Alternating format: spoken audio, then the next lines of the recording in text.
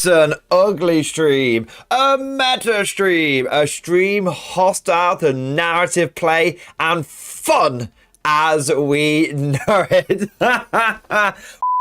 Now, so starting off, it was a big weekend. Let's just get to the start. It was a big weekend. We had over 1,000 players taking part in multiple different tournaments. I think there was 16 tournaments in total. There was 1,000 players at 16 tournaments. 5,261 games was played, and 139 players were able to go 4-1 or better. So it was a phenomenally large weekend, and that is possibly one of the largest weekends that I can. It's got to be up there in the top 5 weekends of 10th edition. It's got to be. Coming in last place, I really want to say I'm surprised, but I'm not surprised. It is the bugs. Bug! Now look, the sky ain't falling. The Macetic spores haven't completely dried up. All right, because fundamentally, Tyranids they had good numbers. They had 48 players. It's not bad at all. They won 103 games out of 257 games played. They had 5 players that were able to go 4-1. Okay, they had 5 players that were able to go 4-1, and overall, that meant they did have a 40% win rate, and they were able to get a tournament win in there as well. I'm not sure what the size the tournament win was, but they did get a tournament win. So look, they're at the bottom of the leaderboard, but they're not a trash dead faction. Frankly, it's probably a bit of a blip. It's probably they're down here for now, but next week they'll be back up a bit. But I think it is. We've got a few of the bits of data in here first, but then we'll talk about Tyranids, right? Crush Stampede, one guy ran it and managed to go 4-1. Absolute mad lad. It's a terrible fucking attachment, so I have no idea how he managed that. Assimilation Swarm. These look quite high, but it's a one-off. So Crush Stampede, Anomaly, Elimination Swarm, Assimilation Swarm, and Anomaly. An Ending Swarm, 60%. I mean, not bad, but one person, it's a bit of an anomaly. Where we're seeing, same Synaptic Nexus, it's not too much. You know, it's low numbers and low win rate, which is never a good combo. Where we're really looking though for Tyranids is here, Vanguard Onslaught and Invasion Fleet. Now Vanguard Onslaught, it is a very tricksy detachment, and so the fact that a few people were able to go 4-1 with it is very well done, very well played to them. It's got lots of tools in the toolbox. But the issue is that it gets to like sort of the final. It's always going to have one game. Vanguard Onslaught is always going to have one game where it encounters an army that goes, I don't give a fuck about how sneaky and tricky you are. I have so much brute force, or my army is just fundamentally so much better than yours, that I am going to steamroll all of your tricks and basically pound you into the dirt. So Vanguard Onslaught is really good. It can be very rewarding to a player that can play at a very high level, but no matter how good you are, it's always going to get to a point where someone just fucks you up. That's Vanguard Onslaught right there. But hey, it's still got a lot of potential. 14 players, it's a good amount. 36 wins out of 75. 2 people going 4-1, just no one able to go all the way with it. Overall, a 48% win rate. What's really interesting here is the Invasion Fleet stuff. Okay, so Invasion Fleet had 28 players, so it had the most Tyranid players, more than all the other ones combined. They got 51 wins out of 149 games played, which fundamentally only gave them a 34% win rate, which is bad. Very, very, very low. But inside that 28 players, there's a couple of nuggets, a couple of pearls of wisdom. And so we had 2 players that are able to go 4-1, which is good, and 1 person that even managed to win a tournament. I'm not sure what size tournament was. Let's go and have a quick look. Hey, we're scrolling up. We're still looking for it. Hey, we're still looking for it. There you go. Managed to win a 49 player GT. So just a solid, normal, nothing local, no bullshit. A solid GT was able to win it with Invasion, to an Invasion Fleet. But here's the thing, look, it didn't actually go 5-0. See, it's kind of like what Chaos Demons did a few months ago. They won a tournament without winning every game. They won 4 games and got a draw on 1 game. So that definitely explains how that, that definitely sheds a bit of light onto how the invasion fleet managed to get that tournament win. Here's the thing, going back to the top level stuff. Why am I not surprised Tyranids are here? Because I've been saying it since day 1, lads. You can't have a faction which fundamentally lacks anti-tank in an edition full of fucking tanks and vehicles and monsters. Every time I play into Tyranids with my guard and I play against like a hybrid Tyranid army and I've got a hybrid guard army, it just feels like my tanks are better than their monsters because my tanks can kill their monsters, but their monsters can't kill my stuff. When I have guardsmen, when I get into an infantry firefight with gaunts versus guard, it feels like the guard infantry always sweeps away the Tyranid infantry. My infantry comes back, theirs doesn't. My artillery slaps, theirs doesn't. My anti-tank isn't fucking toughness 4 models with like a 4-up invulnerable save, whatever it is. My anti-tank is fucking Rogel Dawn, which is going to is going to take your fucking, your Zoanthropes on the chin and then turn around and fucking blow you off the table. When I use my Tyranids, and this is a good example, whenever I use my Tyranids into someone like Simon, who's very used to playing my guard, when he plays my Tyranids, he has said it's like playing guard, like guard and easy. It's like playing into guard on easy mode. It's like playing a softer version of guard. Both armies feel very similar. Both armies play in a very similar way, or maybe I play them in a similar way. There could definitely be an element of the pilot there. But he said, I shoot Tyranids and they fucking die. I shoot guards and they come back. I shoot Tyranid monsters and they're tough, but they fucking die. I shoot guard tanks, they never fucking die. It's definitely the problem you've got with Tyranids is at a fundamental level, they're lacking certain tools, they're lacking certain things, which make it very difficult, but not impossible, but very difficult for the every man on the street, for the every gaunt in the bioship to be able to consistently pull in wins. And that's why we have some players doing pretty badly, and then we have other players doing pretty well. If you're good with NIDs, you get a good run, and you're able to really squeeze every bit of juice out of the organic matter, then you'll do okay. But if you can't, if you're just a normal everyday fucking guy or girl or small furry creature from Alpha Centauri, you're probably going to find that it's difficult to get Tyranids to go beyond sort of 1 and 2, 2 and 1 at a local RTT kind of thing, or going 2 and 3 or 3 and 2, your local sort of GT. Yeah, there we go. So that's Tyranids. Moving on to the Adeptus Custodes. Yes. I'm sorry, Custodes players, but go back and play 30k. Okay, memeing aside, I'm joking. Memeing aside, this is really fucking bad. It's all well and good me ragging on the Custodes and having a bit of banter with them, but this is really fucking bad. This was a weekend which had 1,000 players. One of, just, off the top of my head, a top 5 most populated tournament weekends that we've had in 10th edition, and 18 people brought Custodes. 18. Before the Codex came out, that would have been 80. 8 fucking 0. GW has literally taken the Custodes round back and put them down like Old Yeller. Jesus. And it's Old Golder, maybe. Anyway, the point is, and I don't think anyone's overly surprised by it, unfortunately. The Codex, the Codex, it was a bit of a dumpster fire. Maybe it was a bit of an overcorrection. But, maybe Custodes results do fluctuate a lot. So this could just be a one-off week. It's important to acknowledge that. It could just be a one-off week.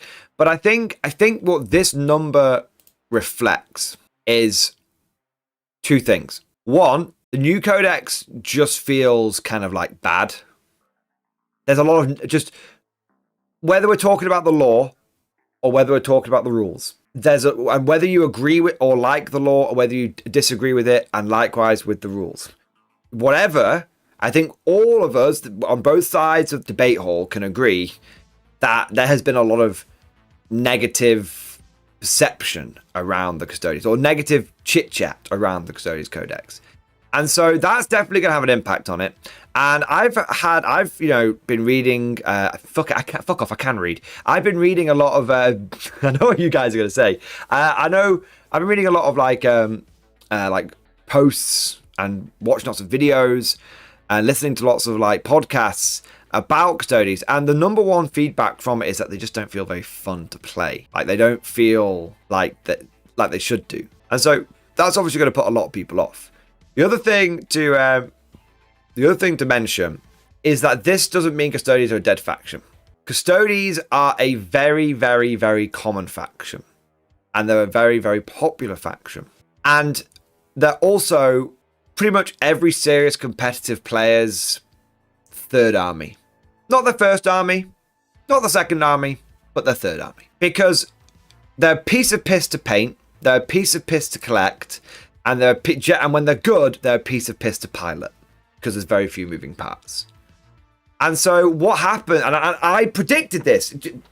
Send me to the black ships, because I did say this. I did predict this. I said that when Custodians were good, we would see their player numbers skyrocket overnight. And I said when Custodians were bad, you would see the Custodians numbers plummet. Literally. Instantly. It wasn't going to be like a delayed thing where people slowly move on to another faction like we're seeing with Necrons. It was going to be instant. Because basically this is what people do. Oh, my Custodians are good. Take them off the shelf and they run them. And they run them and run them and run them. And then when Custodians get nerfed, they go back on the shelf. They're just a third army. They're just a backup army. They're a very popular competitive army for that exact reason. They are not completely dead. They're just gone back into hibernation. And I guarantee you that next buff, next time Custodians are even remotely playable. Like we're talking, they can go to tournaments and they'll guarantee you 3-2, not even 4-1.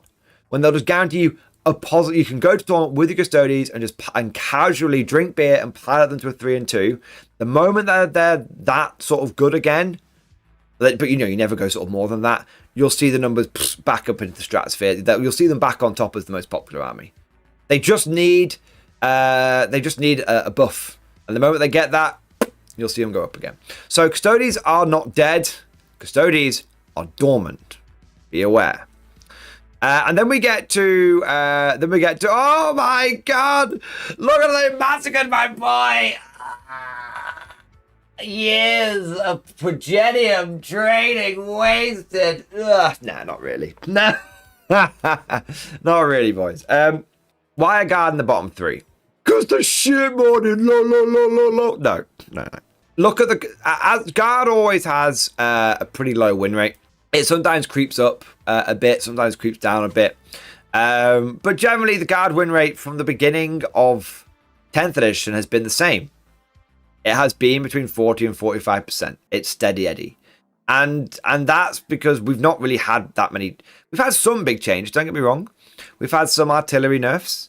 We've had some tank buffs and everything. But by and large, guard, we've not had any real new rules changes. We're not Votan. We're not Drukhari. We're not Death Guard, who have all had like indexes that have been fundamentally rewritten. We're not Tyranids or Custodians or fucking Admech or a bunch of other fucking armies that have had codexes. We're just still rocking the same index, and that's why our win rate doesn't really change. It doesn't really change all that much. Now, there is a bit more to it, but that's just a general thing. Like, why are we still down here? Because we're just still where we are. But that's one reason. Let's get into the numbers a little bit more, and then let's circle back round to some reasons why I still think Guard are a very, very strong faction, and yet why this win rate doesn't surprise me in any way, shape, or form. Okay. Firstly, very, very healthy player numbers. When Guard have got more players than Tyranids, and Tyranids are in literally one of the poster child factions for this edition, I take that as an absolute win. So good job, Guard players, on having a very, very solid amount of players. There's a lot of people turning up with their guard every single fucking tournament, and that's great. We're seeing fundamentally 103 wins. I mean, I meant to say this for Turns as well, so I'll mention this for both factions. Look, at the end of the day, if you've got a faction that can just raw numbers pull down 113 wins, that's basically 2 wins for every, which makes sense for 40%. But basically every player can go to tournament and get a couple of wins under the belt on average. Not bad, is it, when you think about it? You've got 278 games played, so we were very well represented on the front. 4 players. Nearly 10% of our players, I should say, went undefeated or lost 1 game. That's not bad. Again, there's lots of good stuff here.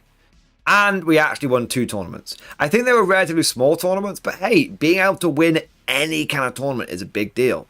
Guard, 5-0, 21-player event down in New Zealand. So, and Steve, bingo! I love it. And then also, we won a local GT, 5 rounds, 24 players. Okay, fair enough. So, won 2 small events, 1 at the top of the world and 1 at the bottom of the world. Fair enough. But hey, winning a tournament's winning a tournament, and I say that for every faction, not just about my own, so you guys know I'm not being biased. So, 2 tournament wins, 4 players going 4-1 or better. Nice.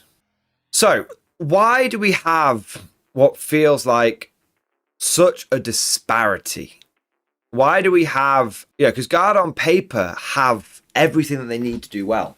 We've got good infantry. We've got some of the best efficient infantry out there. We've got some of the best indirect fire still after all these changes. And frankly, we have some of the most cost-effective tanks. The big thing with Guard, it's Guard players and Black Templar players and Orc players all have a lot in common.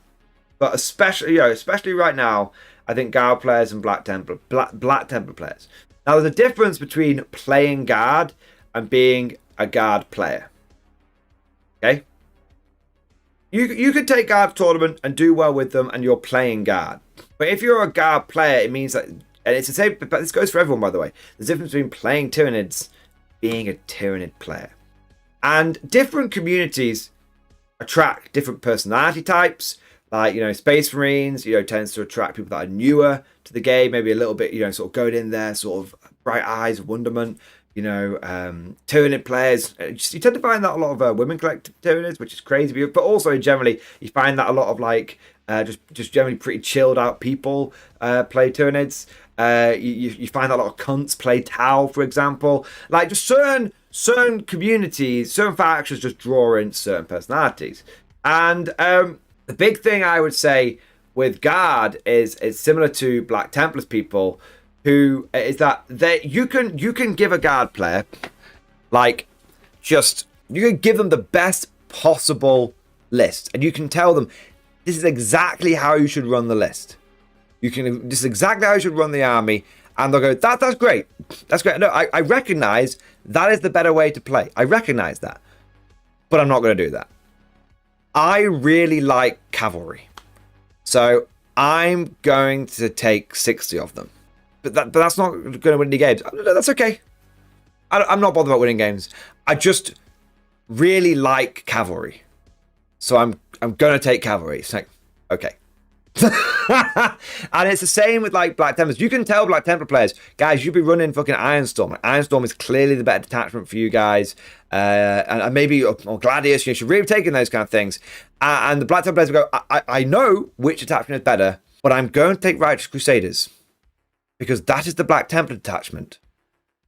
So that is the one that I'm going to take, and I shouldn't need to explain to you why that is the one I'm going to take.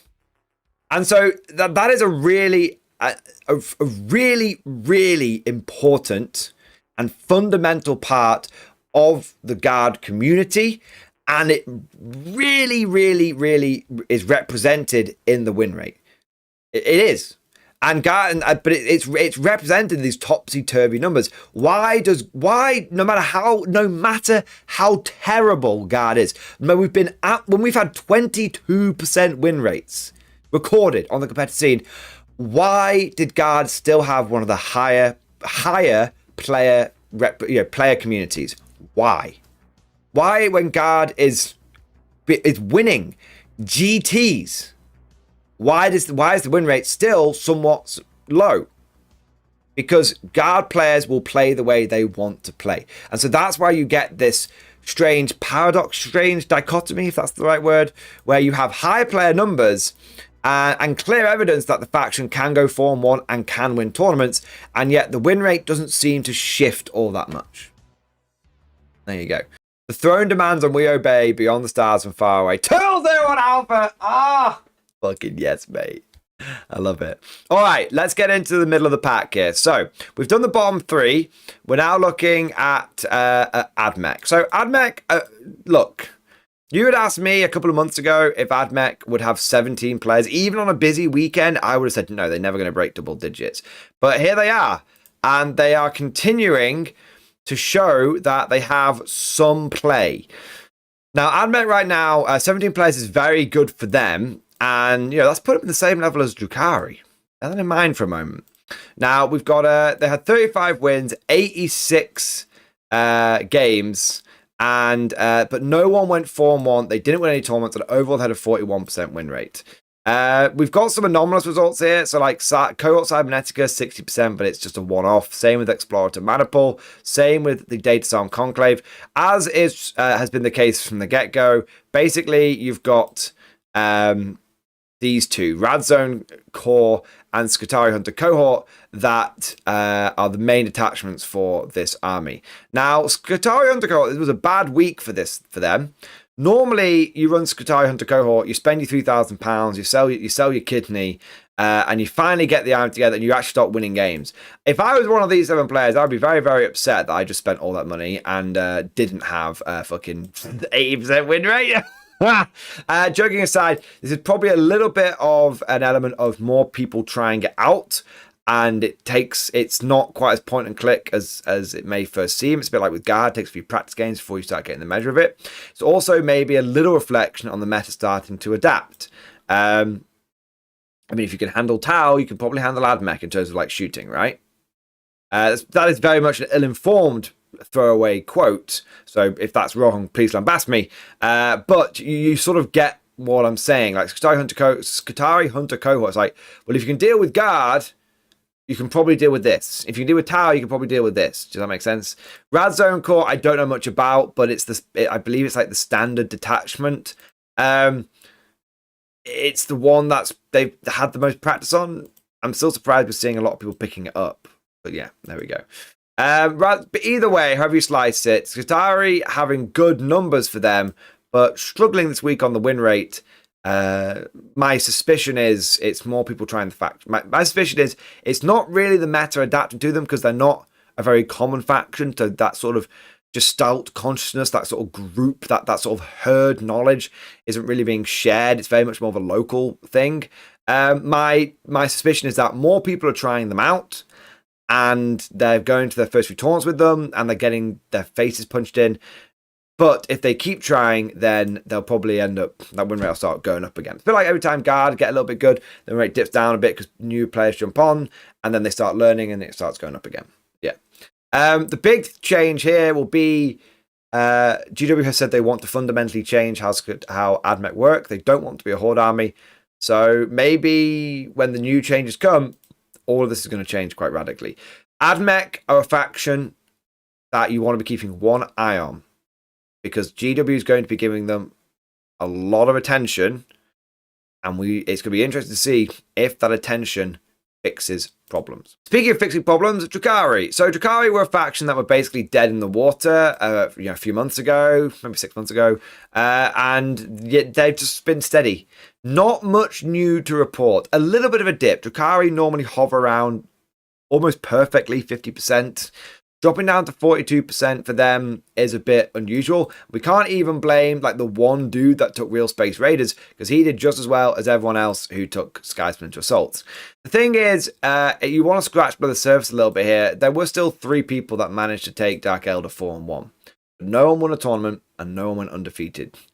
Again, there's probably an element of what's happening with AdMech is happening to Drukhari. More people are hearing about the faction being good, so they're jumping on it, and they're finding that they're a bit more of a finesse. One other thing to mention, and this kind of applies to a lot of these kind of armies. These kind of armies tend to do well on quieter weekends because there's quieter weekends tend to mean smaller events. Not always, but tend to mean there's more sort of smaller local events where the absolute, where maybe like 25% of the players at the event are complete sharks, 50% of the players are normal, and 25% of the players are new. When we have a busy weekend, that often means you're going to have big events. Big events often mean very experienced people, often means that you can't hide as well. And so on these bigger events, sometimes factions that do well locally struggle to do well in the big leagues. And I feel like that may be representative of, and I'd even throw Guard in there. Taking your Fun Guard army to a Super Major is very different to taking your Fun Guard army to your local RTT. Space Marines. Nothing major to report here with the Emperor's Second Finest. 35 players, low-ish numbers, but remember that most people will be running Space Marines. For every Space player that's running them as Space Marines, there's someone running them as Black Templars, as Dark Angels, or Blood Angels, for example. So there's a lot more Marines than it might first seem. 35 players, though, does make me very proud to be a Guard player, as we had 14 more players than the Space Marines. I mean, we didn't, because like I said, there's all the Blood Angels and the Dark Angels and everything. But if you want to tell yourself some sweet nothings, some lies, some damn lies, and some statistics, you can say that there were more Guard players than Space Marine players this week. But then there was still, it's interesting. Diving into this player number, that's actually quite low. So my guess, and I haven't seen the other numbers, but my guess would be that we're seeing a lot of people running them as Dark Angels, for example. 81 wins out of 183 games played. 4 people going 4-1, but no one getting a tournament win. 44% win rate. Ironstorm still doing well. Gladius still doing okay. Vanguard Spearhead going through its usual boom and bust. Vanguard Spearhead is literally, it's like fucking global economics. It goes through boom and bust. It goes through fucking cycles constantly. Like there'll be like a month where Vanguard Spearhead is like the best attachment. It's winning everything. It's smashing it. And then there'll be a month where it fucking struggles to get out of bed.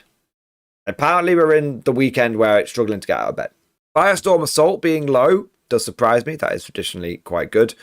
And Anvil Siege Force, dude, has got a friend. One of these people is Jez. For those of you that have been to Thanatos, I can confirm that one of these people in these statistics right here, right now, is fucking Jez from fucking Thanatos. He took his Imperial Fist to a tournament this weekend. He did it.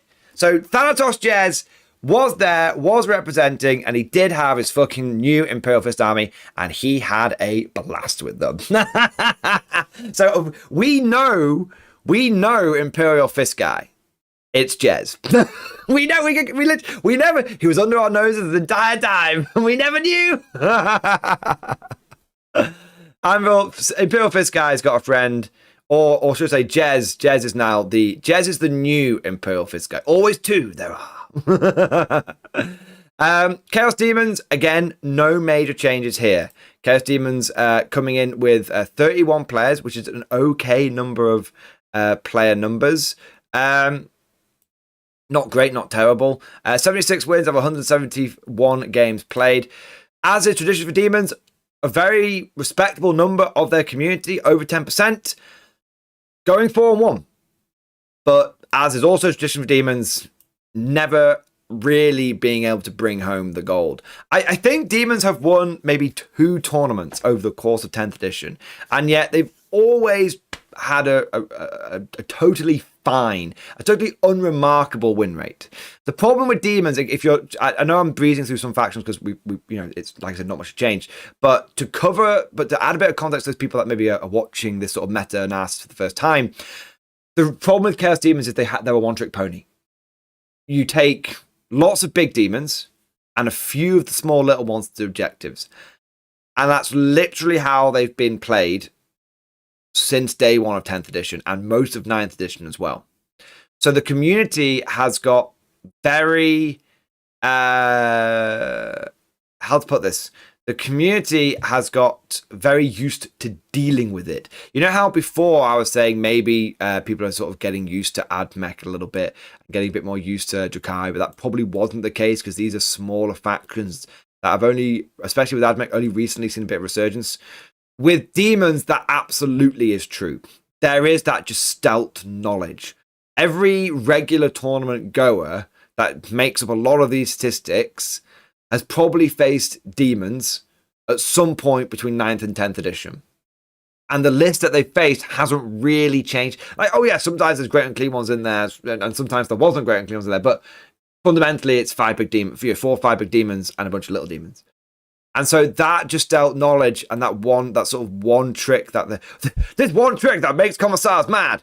This one trick it's struggling. It's demons are starting to see diminishing returns. They never do terribly. This is not a number related to a terrible faction, but they struggle to get the tournament wins because they'll get to the end game and someone will go, oh, I faced this before, and they'll just smash it. Yeah. Votann, similar. Votann, somewhat similar to demons. Slightly not as much because Votann lists in 10th are a bit different to Votann lists in 9th. In 9th, we saw a lot of Hecaton land fortresses. We're not seeing as many. You do still see Votann players running Hecatons, but not as many of them. It's not like a guaranteed thing in every list. Sometimes you'll see them, sometimes you won't. But with 10th edition, you tend to find that most Votann lists consist of a couple of blobs, the Terminator guys, several Sagittars, probably like 2 to 4 Sagittars, probably about 4 Sagittars. A couple of those will have the little 5, sort of the Hearthkin squads that have been broken down into little 5-man squads. There's probably going to be a unit of Berserkers in there, a couple of units of the biker dudes. Like literally, I am describing 90% of every Votann list that you're going to come across. That's not just because they only have half a dozen data sheets. That's just what they're taking. And so a bit like with Votann, a bit like with demons, if you face Votann once and then 6 months later, you'll probably face a very similar list again. And every time you do face them, you're like, oh, I know how to deal with this because I faced it last time. And that's a huge part of competitive play, knowledge. It's not about like just having the best army.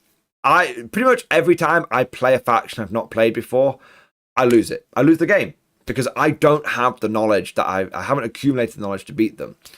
But the next time I play them, I pretty much beat them. I rarely lose them again outside, apart from a bad matchup or sometimes I just lose. There's better players than there's better lists, right? Of course. But you get my point. If I'm going try hard, I'll lose the first time, and I'll probably lose the first couple of times. But then after that, I've got the measure of them, and it becomes a lot easier for me to not lose or to start getting the win. Votann numbers. Another big thing with Votann is we're starting to see a little bit, not as much, but we're starting to see the decline of the Necron dynasties. Votann play very well into Necrons. So as it's like a fucked up symbiotic relationship. As the Necrons come down a little bit, the Votann will come down a little bit with them as well. But hey, 26 players, not bad. 64 wins out of 143 games played. Someone managed to go 4-1 with them, but did not win a tournament. 45% win rate. Hey, Custodians players right now would fucking chop off their left tit for a fucking 45% win rate. I know that much. All right. So next we've got Death Guard. I really like Death Guard, man. They're very, very strong. I tell you what, man. I am surprised that Death Guard they're not low down. I mean, they're in the middle of the pack. They're 1, 2, 3, 4, 5, 6, 7, 8, 9. So what is that like? They're like 16th. They're pretty much 16th, 17th sort of ranked faction at the moment. They're pretty middle of the pack. Death Guard are very strong, and you can see that a lot of people are picking the faction up. You can see the knowledge is getting out there. As someone who has been running Death Guard quite hard recently and has taken the taunts recently, I took a fucking meme list to my first ever taunt Death Guard. Well, sort of meme list. I took a heavy armor list with a couple of Land Raiders.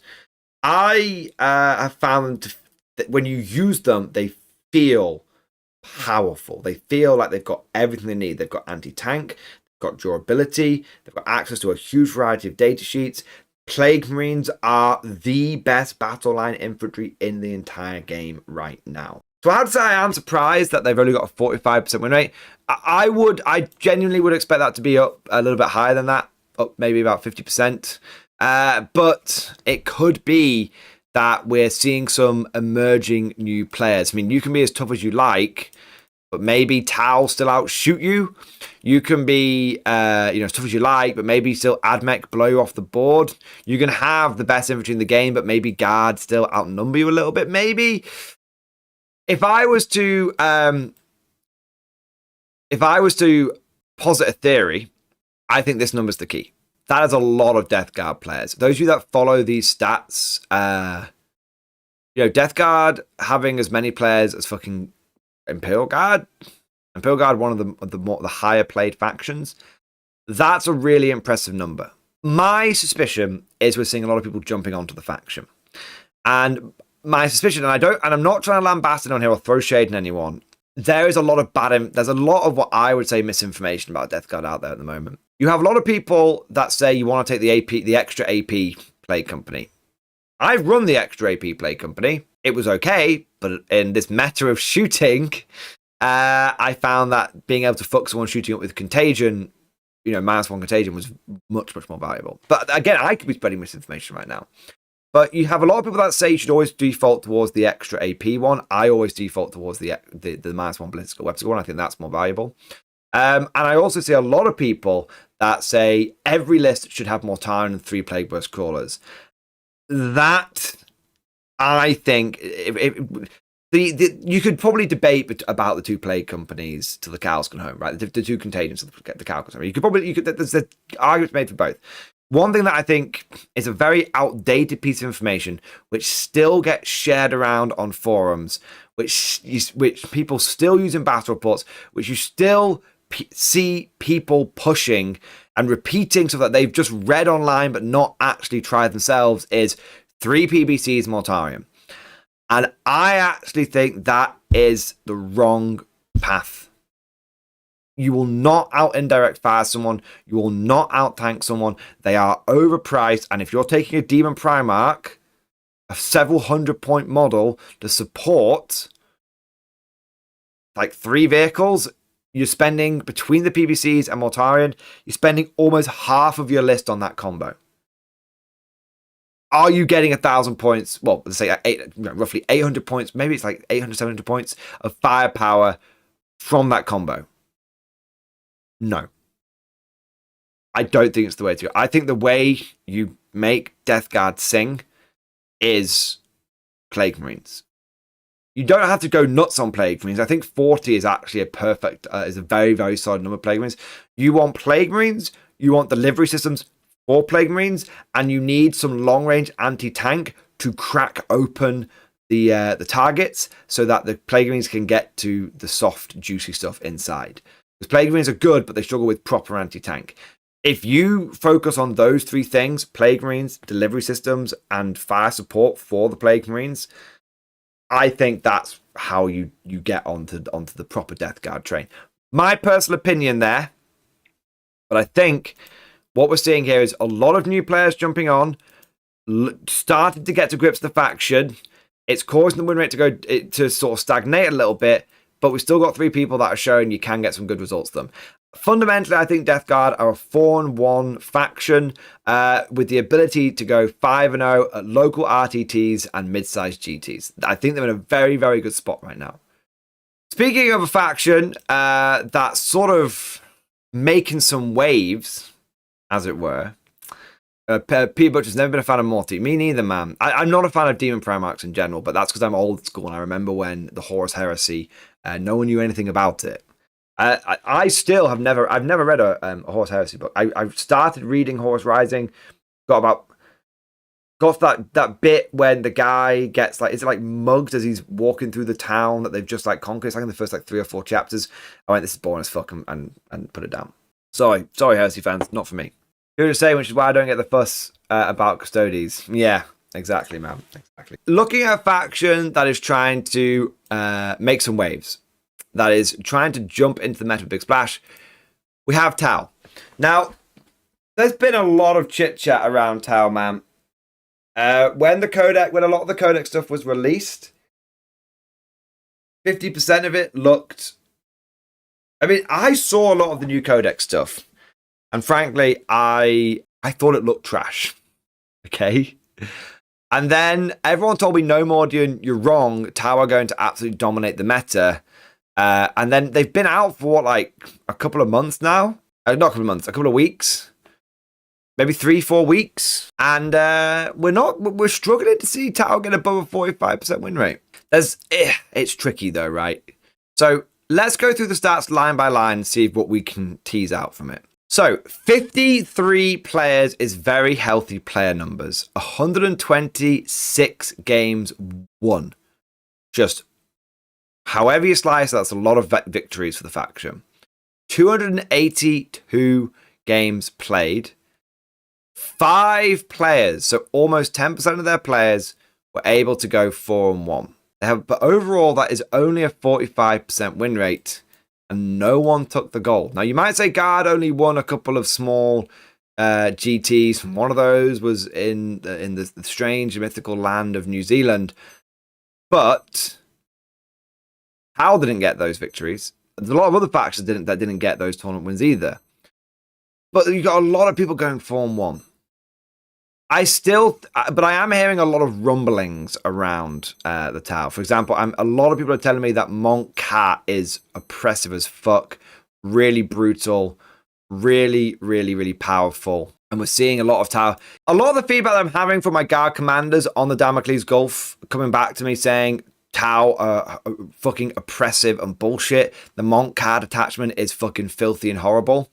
That's a lot of what I'm hearing. So naturally, of course, this being the Tau community, they're all playing that one. Really, man. Like, you guys give me, a lot of people give me shit for like hating on Tau, man. Like, they are. They do. A lot of people give me shit for Tau, but they don't help themselves, man. Come on. It's not like the Black Templar community where week in, week out, they still run fucking Sons of Sigismund because that's the cool one. The Tau people, I said this a couple of weeks ago. I said they only need, the Tau community, the Tau Codex only needs one broken build. Out of all of the concoctions, out of all of the combinations, that community, that faction just needs one broken combo. And the moment that they find it, and gentlemen, ladies, small furry creatures with Alpha Centauri, be assured, if it exists, the Tau community will find it.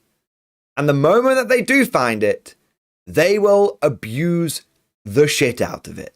They will use the Pure Tide engrams. They will store the Pure Tide chip into all the fucking players' heads. They'll spread the knowledge throughout the greater good. They won't spread it very fast because they don't have faster than light travel, bunch of fucking primitives. But the point is, they'll do it. And once they find that broke, and by the way, I'm not lambasting them for doing that. As Whispering Monk has said, like that's normal. That's what you should be doing. Yeah, of course. What I'm saying is, if they have broken faction, they will find it and they will use it, and they will use it well. And there's nothing wrong when we're talking about tournament play here. We're talking about winning games and trying to get the most oomph from your faction. There's nothing wrong with taking the most powerful thing. What the point I'm making with this is that right now, Tau players are really feeling out the different parts of their codex. We're seeing some people try out Riptide. We're seeing some people try out Breach. We're seeing some people try out Ghost Skills. They're trying things. Some of it's working, as we can see from these 5 people going 4-1. Some of it isn't working, and as you can see, it's being reflected by overall a relatively low. Not bad, but actually, by a middling win rate. But they will unlock the secrets, guys. They will. And when they do, they will rock the meta. So right now, the Tau are doing what Tau do. And they're improvising, adapting, overcoming. They are analyzing, understanding, and dissecting. And I think we'll see that they're cooking. They're cooking right now. And we'll see if they come up with some glass grade meth, or if it's going to be some fucking chili pea abomination. We'll find out. We'll find out. But overall, as sort of Wishmonger said, there's no real angst here. There's no real hatred here. We very much have a little bit of tongue-in-cheek sort of hatred on the Tau. But sort of breaking it down and analyzing it, it's looking like Monka is the favored. People are still trying to make some stuff work with Kion. Maybe they're just that's the detachment they're used to running, so that's what they're continuing to run.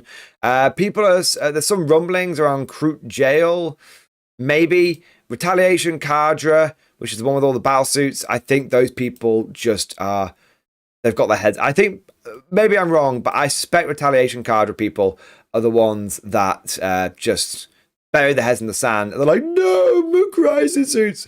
Guys, I'm sorry. It's probably not. It's probably the days of the Farside bomb is probably gone. The return of Fish of Fury is probably here. We've had one hated faction. What about second hated faction? We've got the Eldar. Oh, they've gone from the boil to just sort of simmering now. This is, I don't know. I've lost track of the number of weeks of just Eldar just being banged in the middle of the pack.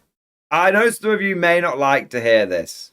Lambast me for this. And you may call for the Inquisition and the Commissar. But I think Eldar are in a good place right now. I think Eldar are fine. Warforged is like, never forgive, never forget. Nah, man, look. Those Eldar player numbers are healthy. That Eldar win rate it's not oppressive. And the fact that out of 54 players, only 4 of them went 4-0. Eldar are always going to have a little bit of jank because they're a very specialist faction. So sometimes you'll play them and they'll just absolutely buttfuck you. And sometimes you'll play them and you'll absolutely smash them. But I think right now, I don't think Eldar need any more nerfs. I could be wrong. But as someone who play Storms quite a lot, and even if I don't play into Eldar, I always keep an eye on how their games go. As someone who has been keeping an eye on this, I've not seen any legitimate grievances against Eldar players. Do they have some very strong builds? Absolutely. Do they have some still very strong units? Yeah, fuck yeah. The Avatar, the Avatar is still an absolute beast, don't get me wrong. Are they impossible to beat? Are they oppressive now? I don't think so.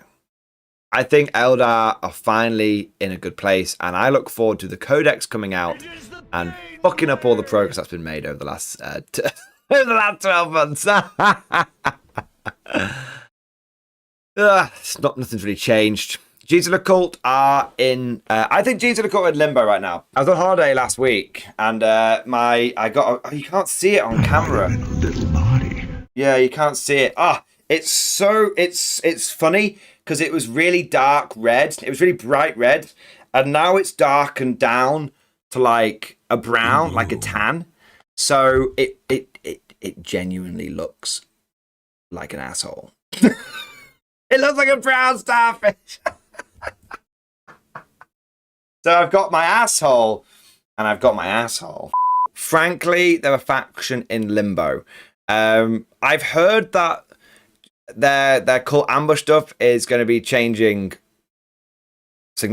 how they work significantly. A lot of people are a little bit worried that Brood Brothers is now its own detachment and you won't be able to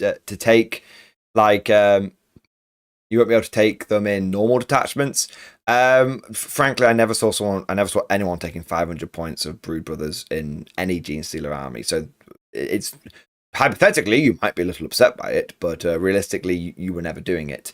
Bob Lowe is going to furiously disagree with me now, but I think having it as a 1,000 split, but in a specific detachment, definitely works better than everyone getting 500 points, but no one using that 500 points. It's hard to analyze this really, because like I said, we're kind of waiting for the new codex to come out. If I was to analyze this, I would say same shit, different day. Relatively low number of players, a reasonable win, number of wins, a pretty respectable win rate of 47%. 2 people going 4-1, but no tournament wins. That is Index GSC all over. They've got some potential, but if you can't roll those 4-ups, you really do struggle. Yeah, Bob Lowe, Garciv isn't worth taking orders. Exactly. There you go. So GSC, no real changes. What we're really looking for is the codex. I think that the Brood Brothers attachment might see some play. I don't think the Brood Brothers attachment is going to be overpowered though, but I'll definitely be trying it out. That's for sure. Chaos Knights, the definition of same shit, different day. How many War Dogs do you want in your army? Yes, is the answer. Chaos Knights are a bit of a stat. Chaos Knights, War Dogs, they're the small knights, in case you don't know. The reason why they're spamming so many of them is because they're melee knights, they're melee baby knights, hit on 2s, and they're in combat, and they're shooty baby knights, hit on 2s in shooting. So, so basically the reason why they spam so many of them is they basically have an army. They have like an army of like 13 War Dogs, all running around, all hitting on 2s all the time in their respective field. So of course you're going to do that. But yeah, the Chaos Knights, 28 players, very normal amount of players for them. Not interestingly, I wouldn't say a huge increase despite the fact that it's a larger weekend. 6-7 wins, 144 games played, 2 people going 4-1, but no one really going 5-0. Like with GSC, it's the same shit, different day. It's like the same with Chaos Demons. It's a one-trick pony. You either can deal with that trick or you can't. It's a bit of a stat check. Yeah, that's it. The one thing is that I think War Dog spam is interesting because it's a bit of a stat check, but also they actually do play primary because they have quite a lot of OC. Like I've been caught off guard a couple of times by War Dogs out OCing me on objectives, which is that's saying something about, because guard tend to really go hard on the OC. World Eaters, same again, another faction. We're not seeing any real innovation of tactics here. There is a YouTube channel, by the way, if you like World Eaters. There is a YouTube channel out there called The Red Path, and they would probably strenuously disagree with me when I say there's no real innovation. There's probably going to be a lot of innovation coming their way with Pariah Nexus. Of course, this applies to a lot of factions. But right now, World Eaters are a very popular faction, and they're quite a cathartic faction, and they're a relatively simple faction to pilot. They're simple to learn, hard to master kind of thing. But hey, 51 players is pretty impressive. That's more than there are Turnip players. That's more than there are Guard players. That is more than there are Space Marine players. 51 players is really, really good for World Eaters. They're clearly getting a lot of traction, and they're very popular. 131 wins just on its own, amazing. Out of 279 games played, and sometimes perfection is achieved, guys. The World Eaters had 8 players go 4-1. No one won a tournament, because that is the blessed number, and that is a perfect representation of Khorne does not care from whence the blood flows, as long only that it does flow. And so, yeah, 80% of the time, you're making the enemy's blood flow. But 20% of the time, Khorne demands that you show your devotion, and you lose. There you go. Yeah, but no, very... it's not quite... These two factions are very much same shit, different day. This is a little bit like that. It's Angron, it's some 8-bound, there's some Berserkers and a Rhino. So it's lists are fairly similar, but the things that make it slightly more interesting and want to keep an eye on is player numbers keep on rising, and the win rate is pretty steady. And being able to keep a steady win rate in a busy weekend is something that we said not every faction is able to do. And having a significant portion of your players, nearly 20%, achieve 4-1 status. That's an enviable position to be in as a faction. It is. Wood is solid 3-2 4-1 faction. They just don't quite have the nuance to be a 5-0 faction consistently. And then we have the Chaos Space Marines. Firstly, let us all bask in the heretical glory that CSM had 78 players. That's got to make them the second or third most popular faction. Yeah. Chaos Space Marines only having 6 less players than Orcs and Necrons is huge, man. Wow. That's a glow up. That's a fucking glow up right there. Very, very, very popular faction. 197 victories. Just boom. 418 games played. 11 people. 11. That's got to be... Got to be some kind of record. It's got to be some kind of record for Chaos Space Marines just on their own. And that's got to be the highest number of people running CSM in 10th edition and also getting, like, good wins. 11 people going 4-1 or higher because 2 people actually managed to win tournaments. Be cool. Now, let's get into the nitty-gritty. Firstly, there are going to be some anomalous results here, but we still gush over them a little bit because we can be biased as fuck. Firstly, we had 2 people running Chaos Cults. Yes! Chaos Cult Detachment meta incoming! 2 people ran it. They won 11 out of 13 games, so I've no idea how they played 13 games. Guessing someone... I don't know. Someone played 5 games, someone played 8 games? Maybe. Both of those players, though, went 4-1. In fact, they only dropped 2 games between them. So one person went 4-1 and one person went like 7 out of 8. Am I right there? Yeah. So 85% win rate. They didn't win any tournaments. 85% win rate. Chaos Cult, baby. Chaos Cult. It's a very, very small sample size, but it's still one that warms my heart. The big one, though, is Renegade Raiders. When we saw when we were looking at the leaked codex, I did say I thought that Renegade Raiders would end up being the go-to. It has become the go-to for Chaos, having way, way, way more players than any other detachment. It's because it's relatively easy to wrap your head around. And the buffs are consistent. And it's not like the most powerful buffs across the entire army. But everything from the enhancements to the stratagems to the actual army rules are good. As the Warp Forge just said, though, the big change is going to become with Pariah Nexus because Assault won't let you do actions. And the big thing that Renegade Raiders basically lets you do is it's Chaos Firestorm attachment, essentially.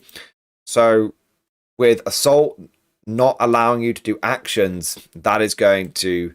I think we could see a lot of people switch away from Renegade Raiders because of that. But we'll see. Maybe, maybe not. But right now, 38 players, 105 wins out of 209 games, giving them a 50% win rate. 8 players going... Out of the 11 players that went 4-1, 2 of them were with Chaos Cults, and 8 of them were with Renegade Raiders. But only 1 person managed to win a tournament with them. Let's see where that was. So we had the Chaos Space Marines. So the Pack-Bound Zealots won a 5-round 38-player event in Switzerland, but with 4 wins and a draw. And then Renegade Raiders. It might have been in there as well. Maybe they were joined. Oh no. And Renegade Raiders at the Bristol Super Major went 7-0. And that's so Chaos Space Marines Renegade Raiders won the largest event of the weekend. A 266 player super major in the UK. So yeah, fair play. Very well played to that guy, by the way, whoever you are. Very, very well played. Good job. All right. Playing fucking 6 games of, what was it, like 4? How many rounds? 3 on the first day, 4? I don't know, man. They played until 10 p.m., so fuck me. This, like I said, will change. We'll see. It'll be interesting how that changes with Pariah Nexus. Dread Talons, though. All right. Now, I did say last time I did Bet Monday that I thought Dread Talons was a very cool faction, but one that didn't really have much play. But 4 people heard that and went, fuck you, Mordian, I'm going to try it out. And now we had 4 people take it. They won exactly 10 out of 20 games. And then they got 50% win rate. Nice. No one went 4-1. So basically, 2 of these players went 3-2, and 2 of these players went 2-3, and they ended up with a perfect 50% win rate. Cool. You know what? Cool. If you can run Dread Talons at a GT and come away with a couple of victories, and sometimes even get like a positive win-loss ratio, I think every Night Lords player right now is looking at that and going, fuck yeah, I'll take that. That's the most viable we have been in years. In fucking years. So, Night Lord players, rejoice. You're solid. You're not overpowered, but you're solid. As Warforged says, you'll see but a good point that Warforged makes here is you'll see an increase of players in Pariah Nexus with morale shutdown ability for OC. Good point. If we're seeing a lot of people running battle line, might see more people run into Dread Talons to fuck up opponents' battle line. It could happen. If you're minusing like 2 to the leadership, and then force people to take sort of battle shocks, that's a lot of units that might not be able to do actions. Meta game in there. Dread Talon meta incoming? Maybe. Veterans of the Long War basically is, I think that's like the Gladius attachment style one. I can't really remember what it does. Not over, 5 players is fine. 42% win rate is fine. It's okay. It seems fine. I think the problem with Veterans of the Long War is that a lot of people see it as kind of boring. I kind of see it as boring.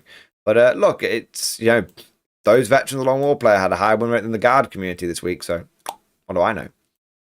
Deceptors, my boys! My Alpha Legion boys! Oh, man. Deceptors, I think, is by far the coolest attachment in the book. I know some people will argue Dread Talons. I think Deceptors and Dread Talons and Chaos Cult are all very, very badass and very, very cool. Only 5 players that we know of. 11 victories out of 25 games played, giving them a 44% win rate. I believe that, man. Yeah, I don't expect that to change all that much. It might fluctuate a little bit. Sometimes someone will unlock the secret source and go absolutely ham with it. I don't expect that to change that much. As someone that ran Deceptors, I found that a lot of the abilities were really interesting on paper, but it was really difficult to make the situations. They're very situational, and it was very difficult to make those situations happen. But fuck it. Infiltrating 90 infantry forward plus characters.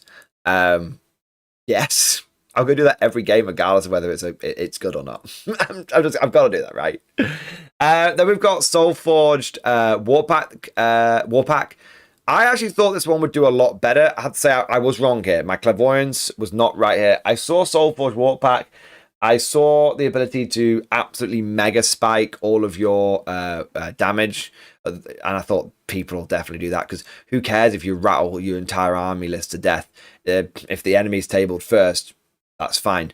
It looks like some people are trying to make that happen. It is the second most popular attachment this week, with 12 people. But it doesn't look like those 12 people have managed to translate the damage output into sort of consistent victories with only a 42% win rate. More testing to come. I think there's potential here. I think this is high risk, high reward, but the rewards could be great. Pat Bound Zealots. So a lot of people have shied away from this attachment even though I've spoken to a Chaos player, I've spoken recently to a Chaos player who says that this is still the best attachment. People have just sort of moved on from it because they're so used to, you know, they want to try something different. I can understand that, but there's definitely some hints that that guy is right, because 5 out of the 5 players here, one of them did manage to go 4-1 and go 5-0 and actually win a tournament. He went 4 wins and 1 draw. So you don't do that unless your detachment has got potential. So right now, I think everyone's jumping onto Renegade Raiders. The big question will be, where do they jump to next after Renegade Raiders loses some of its spunk from Pariah Nexus? Will it be back to Pat Zealots? Very possibly. Fellhammer Siege Host. This is another one that I was pretty wrong on. I saw the Fellhammer Siege Host. I saw the absolute mega giga durability buff, and I was like, yeah, like that's amazing. Death Guard players crying right now. It's not translated. It just has not translated. I guess this is 10th edition, but someone's going to bring enough firepower to blow you off the table. I guess that's what we're seeing. Or maybe Iron Warrior players just... People are trying it. It's still like the 3rd most popular faction this week with the Space Marines. But with a 33% win rate, how long will people keep trying to unlock the secrets of the Iron Warriors? Or Warpsmiths? We'll see. Now, overall, though, the main takeaway with Chaos Space Marines is they have a very respectable win rate, a couple of tournament wins already, and a very, very high player numbers. But if you notice, like, you had like 38 people running Renegade Raiders, right? And then the remaining like 40 players were very well spread out across these other detachments. It seems like Chaos Space Marines are in their experimental phase, and they are trying everything out. And some of that shit that they're throwing at the wall is beginning to stick. It'll be interesting to see which bits they decide to stick with. Couple of quick ones here. Dark Angels, aka Green Ironstorm. Is it still Green Ironstorm? It is. 25 players, 62 wins, 5 people going 4-1, 47% win rate. Out of those 5 people going 4-1, 4 of them ran Ironstorm.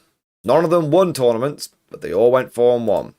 When 33% of the people running Dark Angels Ironstorm are going 4-1, I think you can safely say that it's still the best attachment. They are trying some things out with Vanguard Spearhead and sort of Stormlance and stuff, but don't be fooled by Stormlance and Firestorm. There was only 1 player in each one. It's a bit of an anomalous result. The thing that's not really changed is the Dark Angels Codex is a bit shit because the Dark Angels attachments basically are pointless, which is really, really sad. Right now, Dark Angels are not even Dark Angels. Dark Angels are just Green Ironstorm. Imperial Knights. Imperial Knights doing what they do. 24, it's same shit, different day. 24 players. Pretty decent numbers, similar to, I think, Chaos Knights. Yeah. 62 wins, 125 games played. 2 people going 4-1, and someone actually won a tournament. Imperial Knights are kind of, you know what? They're consistently winning a tournament here and there. Well played. Apparently, the key is, I say apparently because I'm getting this from third party, from you guys, from the community. Apparently, it's Canis Rex. Essentially, there's Imperial Knights are taking a sort of a balanced force, like sort of 1 big knight, 1 medium knight, and a few war dogs running around. And Canis Rex is doing some fucking heavy lifting, which is cool. Very, very cool, because I've always thought Canis Rex is pretty... Of all the knights, I thought Canis Rex is a pretty cool one. Now, what sort of size... Just out of curiosity, let's have a look at what size tournament they won. Smallish, 5-0, Canada, 34 player, 5 rounds. Essentially a local GT. Not bad at all, though. Well, but Imperial Knights, it might be same shit, different day, but that shit is still working. So, there we are. I'm going to... Wolfer Minis and Talzone. I'll get to both of you guys after I've done Necrons and Orcs. So I'll be about 5-10 minutes from now. Okay. These are the 2 big heavy hitters.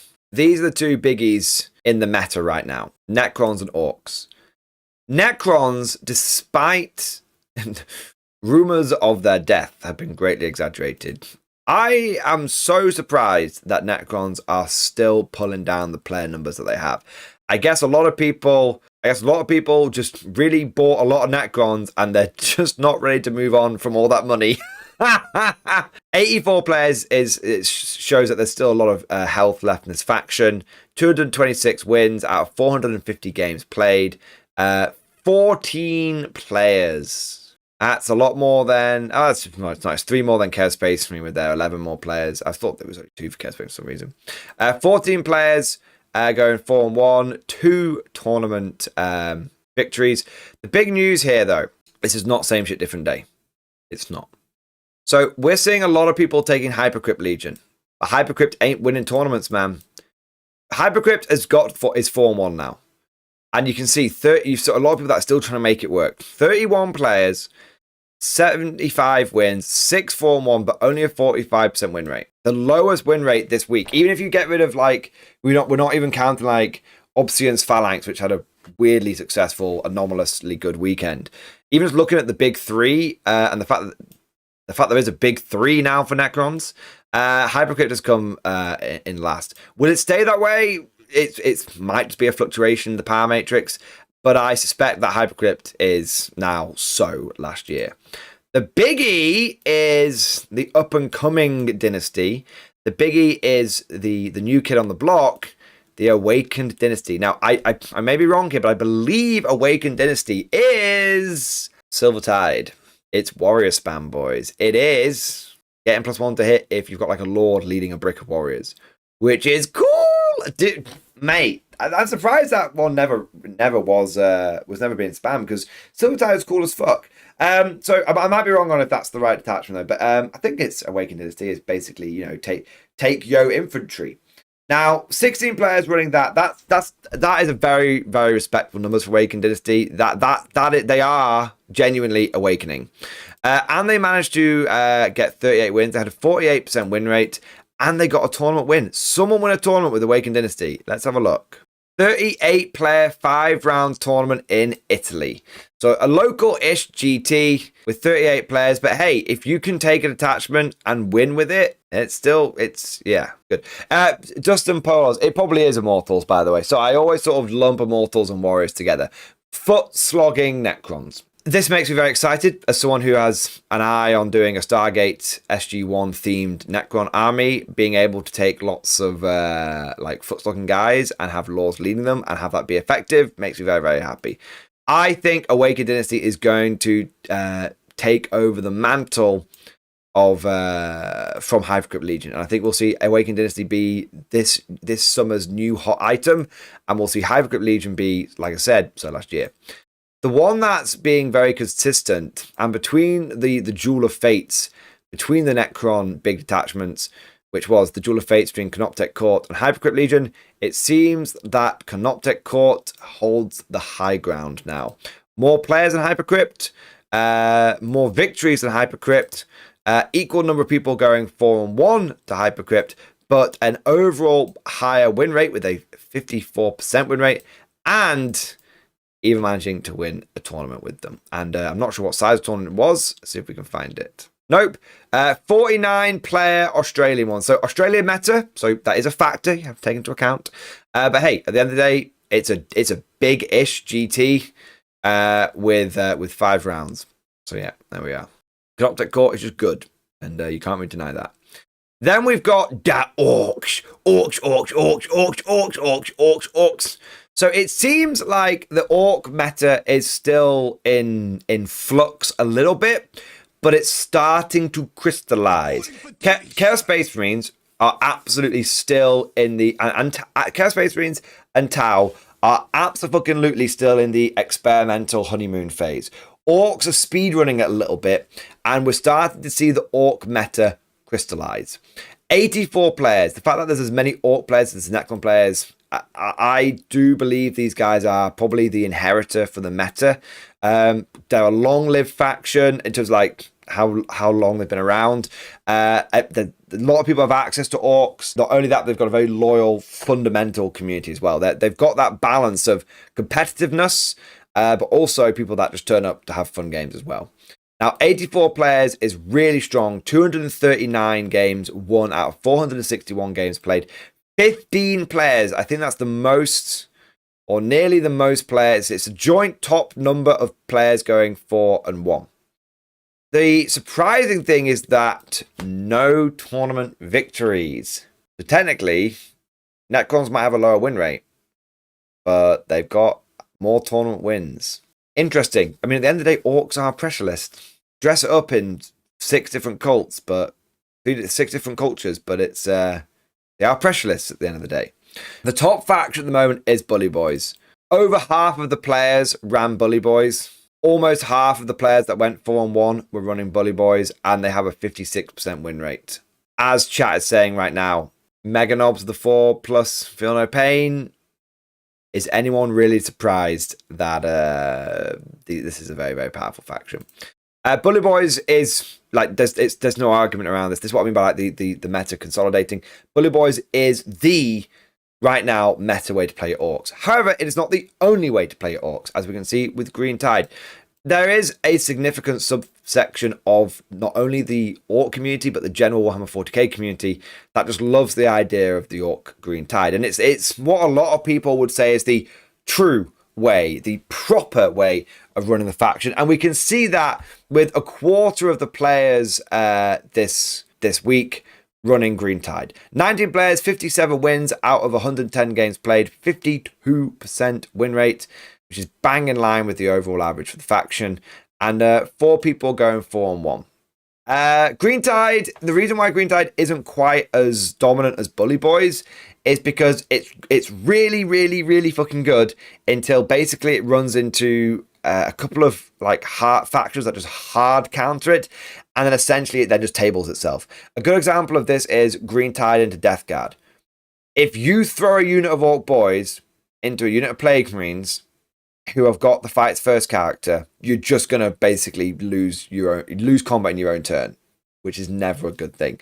So Green Tide, I don't think it's going to like, it'll win a few events here and there. It'll have like a good run here and there. It might see a huge uptick with Pariah Nexus. At the end of the day, Battle Lion's getting the boost. That's very point dependent though. It's strong. Green Tide is strong, but it's not unbeatable right now.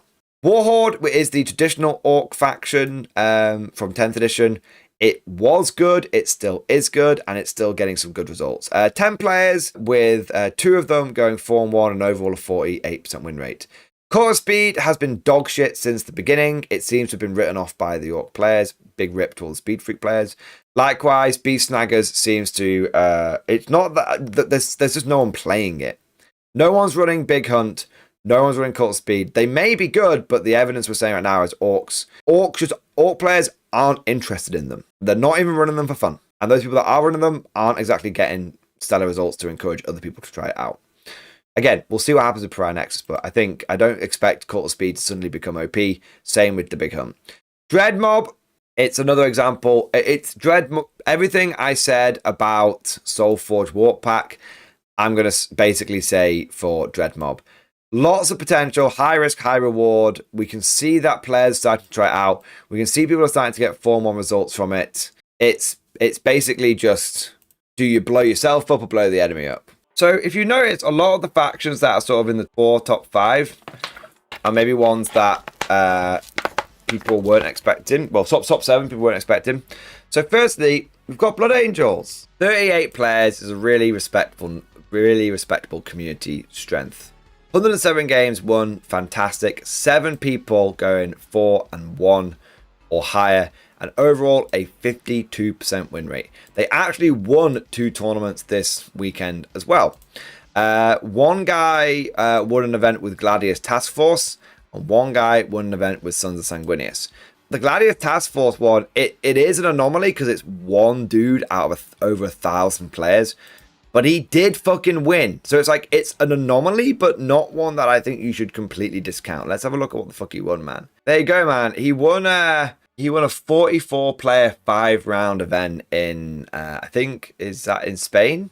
It does look quite like an Imperial-dominated meta there, with Dark Angels, Imperial Knights, Grey Knights, Space Marines, Grey Knights. In the top 7 of that tournament, 6 of them were some sort of Marine or Imperial faction. So Maybe it's that mess is sort of dominated by that. The big thing is, though, you know, Firestorm, anomalous result, Ironstorm, anomalous result, Vanguard, anomalous result. The big thing is Sons of Sanguinius. Sons of Sanguinius continues to put the work in. It continues to be the go-to detachment for Blood Angels. 34 players, 96 wins, 6 people going 4-1, and someone even won a fucking tournament with it as well. It's just solid. Is it overpowered? Nope. Is it powerful? Yep. Does it make Blood Angels feel like Blood Angels? Yep. Is anyone complaining about it? Nope. Does everyone feel like they fucking got Blood Angels just fucking tickety-boo? Fucking yeah. Too right, man. Blood Angels now feel like Blood Angels. They still feel like Blood Angels. And despite the fact that, you know, Orcs and Necrons and these other big hitters are sort of vying for overall meta dominance around them, the Sons of Sanguinius just continue to keep on hacking and whacking and smacking. Next up, we have Grey Knights. They're throwing their hat in the ring. They're putting their name in the goblet of fire. They want to be a big boy faction, inheritor faction, and hey, they're making a good stab for it. 51 players. That is huge numbers of Grey Knights. 140 victories. 15. That is the joint most out of any faction. That Grey Knights without a codex have got as many players. Have got nearly a third of their players going 4-1. That is actually as many as Orcs, who had like 30% more, 40% more players than they did. And they actually outdid Orcs because they actually won a fucking tournament as well. Grey Knights I've been saying this for a while now, they are in the ascendancy. They are going to continue to be in the ascendancy because right now they are the new... They're pseudo-custodies. And I know Grey Knight people are going to like balk when I say that, but I don't mean that as an insult. What I mean is they're a faction which is very easy to collect because you don't need a lot of models. You need 6 Dread Knights and a handful of Strike Marines. They're very easy to paint. Ironbreaker, Blue Spears, United, you pretty much, Figure Scuba, fucking Astro Granite, you're good to go. They're not easy to play, but their general tactics of smash people in the face with fucking Dread Knights and teleport around little units to objectives, it takes some practice to pull it off, but you know what you're working towards. You're not having to unlock the secrets. The path is laid out before you. You just need to tread said path and learn along the way. Grey Knights, they're the new competitive custodies. They're in a really good spot now. They've got very good points. We'll see how they adapt to Pariah Nexus when perhaps they need a bit of a focus on battle line. Sisters of Battle. Sisters doing really, really, really, really well. Sisters making it into the top 5 again. Look, I don't think we can deny it at this point. They may not have the highest player numbers, like 28 it's respectable, but it's not mind-boggling like Orcs with like 84. But the Sisters Codex is around the corner, and it looks like it's going to be a good one as well. But 28 players managing to win 77 games out of 145. Out of those 28 players, 6 of them, that is over a fifth. That's over 20% of those players went 4-1. And out of that, half of those players that went 4-1 or better actually won tournaments. So 10%, more than 10% of all Sisters of Battle players, it's recorded in this data, won a tournament. Wow. I think that feels like it has to be the highest percentage. I can't think of any other faction where you can pick them and you're going to have a 10% chance of winning the tournament you go into. And let's look at some of the tournaments that they did win. So they won a 30-player 5-round event in France. They won a 32-player 5-round event in Mexico. I don't know how many players with this one, but they won a 5-round event in Illinois, but I don't know how many players they were there. So Sisters are consistently able to win local but respectable size, good solid size GTs. Are they super major winning? It doesn't seem so yet, but are they GT winning? Yeah, and they're doing it at an alarmingly consistent rate. Think back over all the Meta Mondays that I've done over the last sort of 6 months. Out of all of the factions, this is the one that I have put in the thumbnail more than any other, and that's including like Guard. Sisters are strong. Took a little while for them to figure out how to make them work, but they are strong. And with the Codex dropping and it looking like a strong Codex, I think we are going to see Sisters go from a claimant to the throne to very possibly actually exercise that claim. We'll have to see. I've definitely, just anecdotal evidence, I have seen a lot of people locally picking up this faction and getting result and picking them up and quickly getting results with them. Last RTT I went to, 2 people were running Sisters for they'd only got the army in like the last couple of months. It was their first RTT. Both players went 2-1. That's pretty good. It's pretty good. Now we're getting into almost onto the podium now. The last faction just outside of the podium in the top 4, we have the Black Templars, the most based and most awesome of the Spaceman chapters. You can't. Don't even try and change your mind. You can't. You can't. Black Templars are. There's not much has changed about them. To be fair, they're still consistently the top performing chapter. Blood Angels and Black Templars are kind of tag teaming the meta right now from that Marine perspective. They're very strong, and they're strong in a number of ways. You can see that, of course, Black Temple Ironstorm is still slapping. Overall, the faction of 25 players, 75 victories out of 140 games. 4 people out of that 25, so nearly 20%, went 4-1 or better.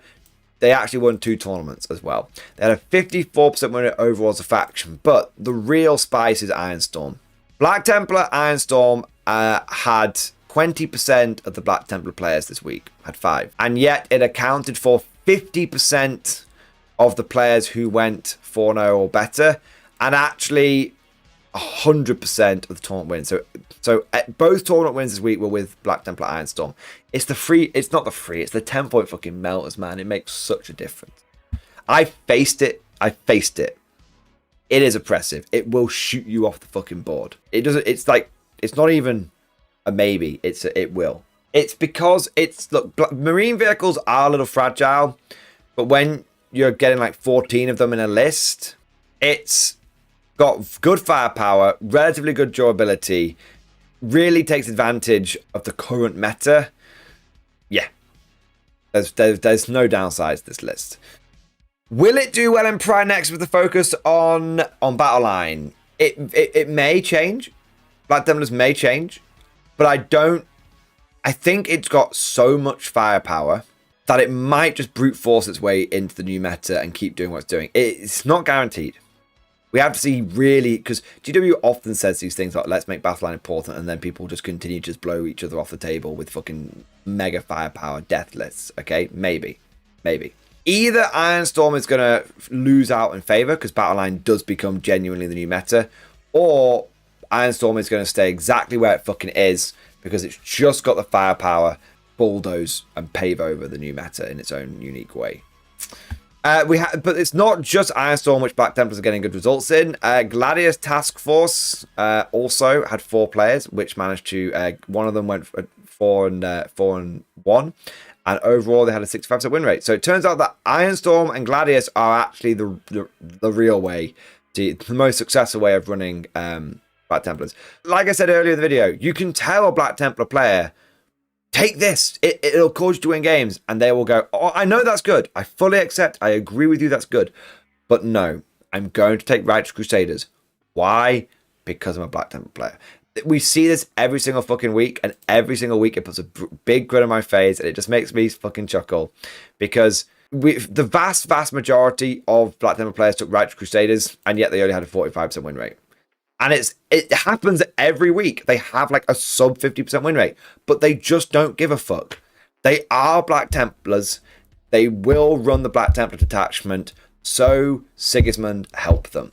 You will pry Righteous Crusaders from the cold, dead hands of the Black Templars, and even then you won't be able to remove it from them because they've chained the weapon to the hand. It's not a bad attachment in any way, shape or form. It's still very popular. Someone was able to go 4-1 with it. 45% win rate still definitely puts you in a strong-ish, nice normal mid position. But yeah, if you want to win with Black Templars, go Ironstorm or Gladius. If you want to play with Black Templars and actually be running Black Templars, you go Righteous Crusaders. This one guy got lost on the way to the Space Wolves. Next, we have Thousand Suns. Coming in third place on the podium, we have Thousand Suns. These guys are the inheritors of the meta.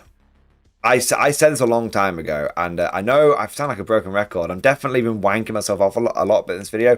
But hey, at least it's lending some fucking credence and some goddamn fucking legitimacy to these fucking claims that I make every week, man. Those of you that watch these streams a lot will be able to testify, will be able to confirm. I said 3 months ago at the end of Adepticon that I had been talking to a lot of Thousand Suns players and talking to a lot of people who are very, very competitively minded, who said they were looking to switch to Thousand Suns. And I remember sitting in the airport bar and talking to a chap called Mike, who had gone to Adepticon with, one of the group that I'd gone to Adepticon with. And he took me through, over a beer, he took me through step by step why Thousand Suns were going to be next and what chicanery they could pull off. And I remember taking that knowledge and basically, bringing it to you guys on the first Meta Monday after Adepticon. And a lot of people went, nah.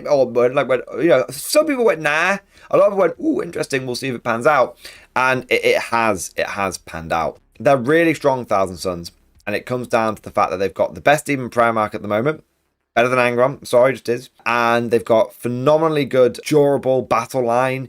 And they've got those abilities that they get from the Cabal points are really strong. They've got damage output, they've got movement shenanigans, they've got all sorts of things they could do, which gives them a lot of tools in the toolbox. And of course, being able to bang 10 flamers in a unit and just plop onto an objective and say, go fuck yourself to any opponent. I ran Unending Swarm at a tournament. Thousand Suns, despite the fact that I outnumbered them 7 or 8 to 1, they had 40 models.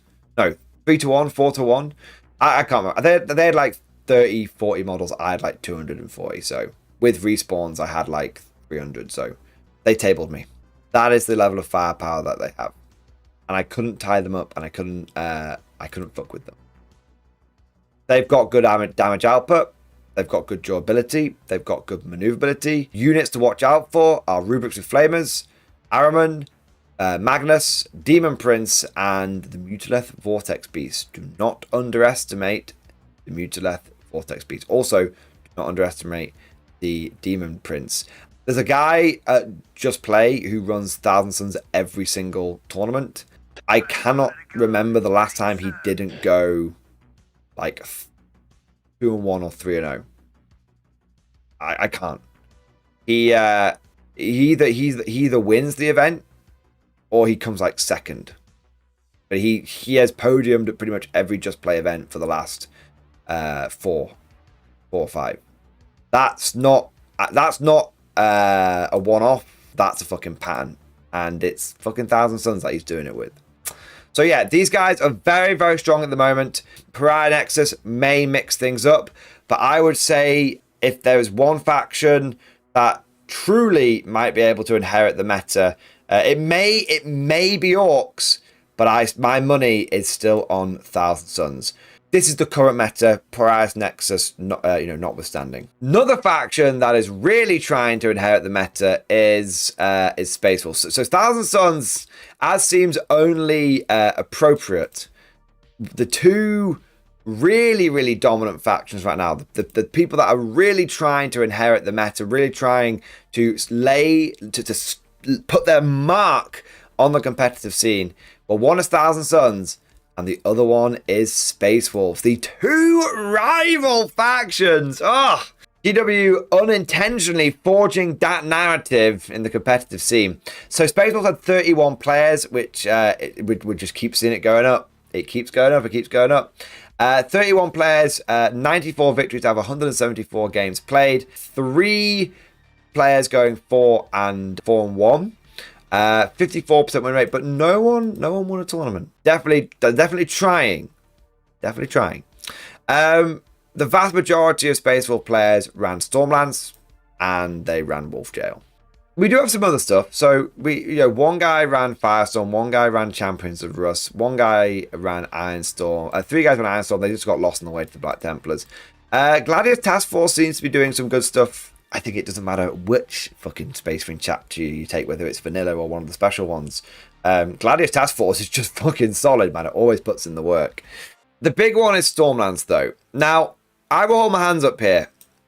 I've been right on a lot of stuff, like with Thousand Suns, for example, with Grey Knights, for example. But, I've held my hands up several times in this stream and said I was wrong on a few things.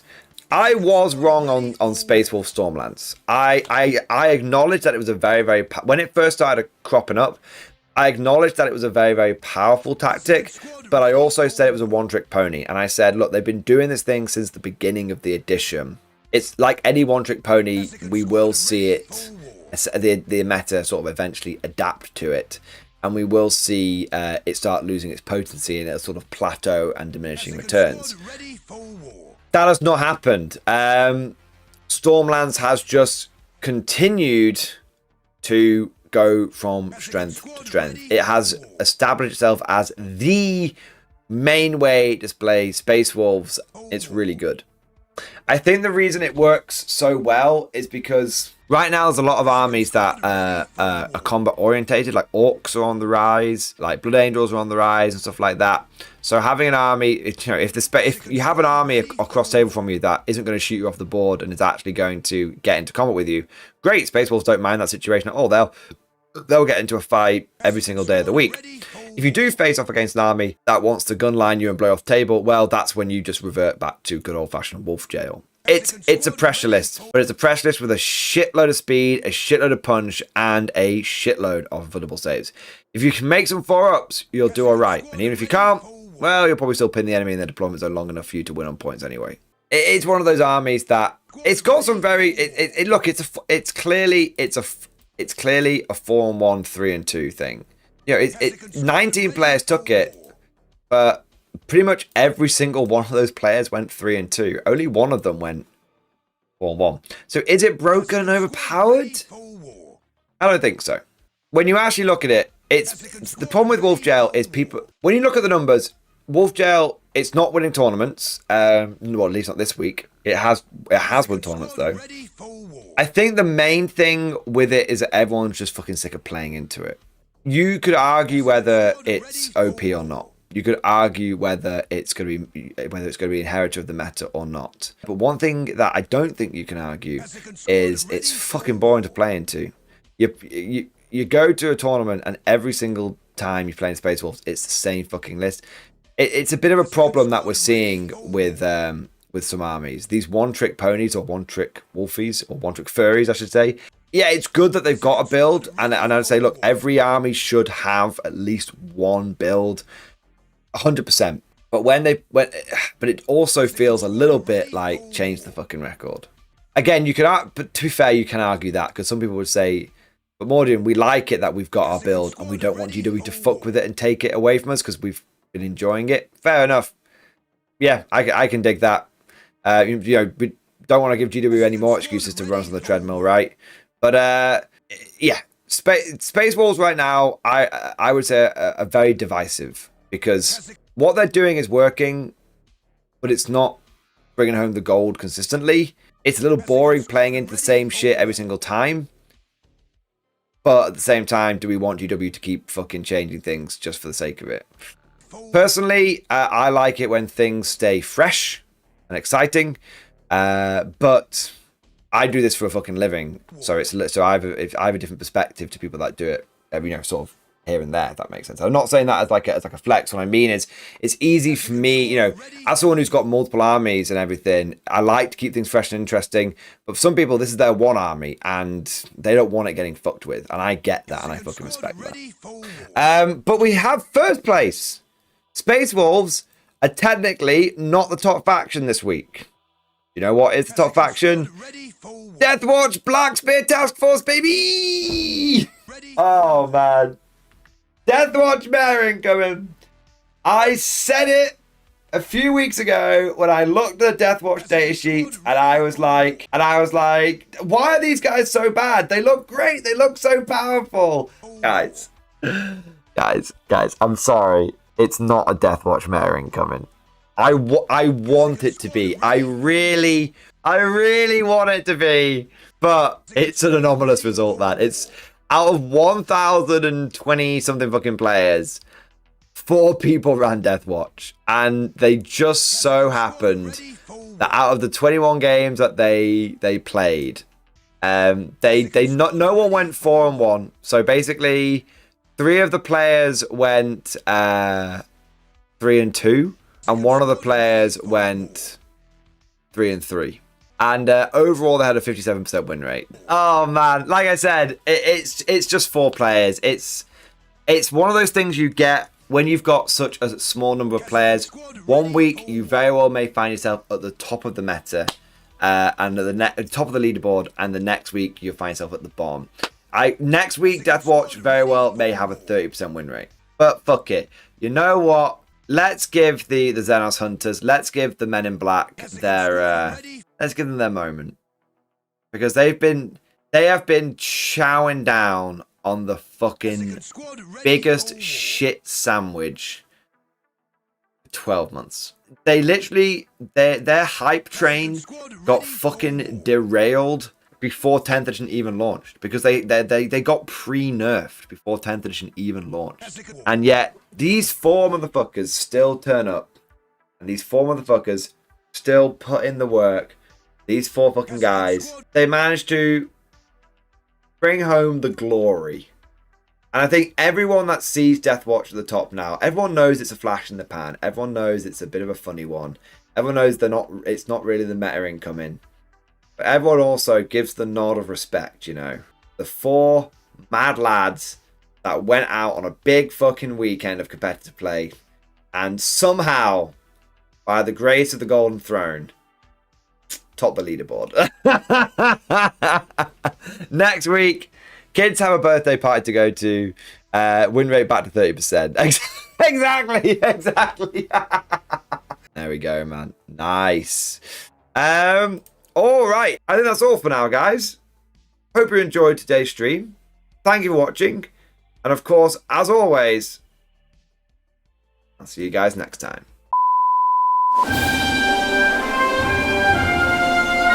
Would you like to know more? If so, then please consider becoming a channel member or patron.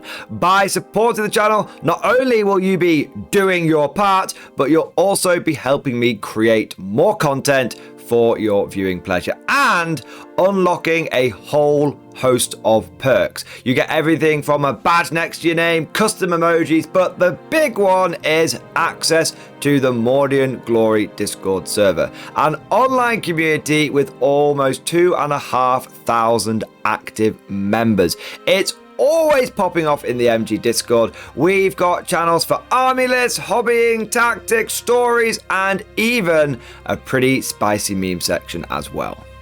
For all you greenhorns that wanted to see the Mordian Glory Hole, today is your lucky day.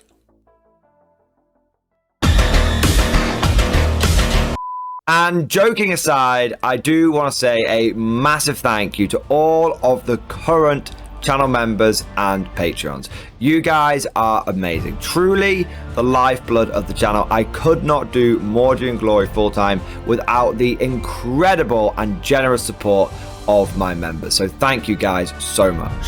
And last but certainly not least, I want to say a personal thank you to all of my top tier Patreons. These are the War Masters, the people who have truly gone above and beyond the call of duty. So a heartfelt thank you to Alex Dengal, Bon Vert, Mad Larkin, Marcus Roberts, Mark Panconi, RJ Scorpion, Swordfish Trombone, Try Again Bragg, John Stubbs, Nick Wolf, Diesel Fox, and August Barney. Seriously guys, thank you from the bottom of my heart. Your support is incredible and it makes a huge difference. Thank you so much. That's all for now. Hope you've all enjoyed today's video, and of course, as always, see you guys next time.